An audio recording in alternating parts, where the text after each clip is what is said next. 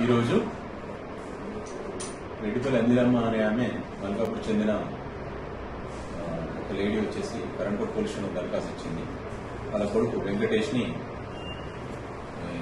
చంపినారని, వాళ్ళ కోడలు పాండరి అనే వాళ్ళు గొంతు విసిగి చంపినారు అని దరఖాస్తు ఇచ్చింది.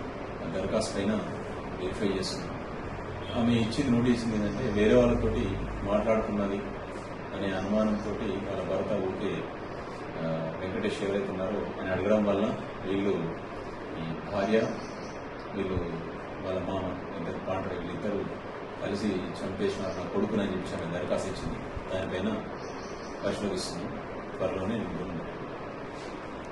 ప్రాథమికంగా వాళ్ళు ఇచ్చిన కంప్లైంట్ ప్రకారం వైర్తో కానీ తాడుతో కానీ చంపినట్టు పిఎంఈ రిపోర్ట్ వచ్చిన తర్వాత దాని గురించి డీటెయిల్స్ చెప్తాం. క్వాలిటీ ఇస్తుంది, దాన్ని కూడా వెరిఫై చేస్తాం.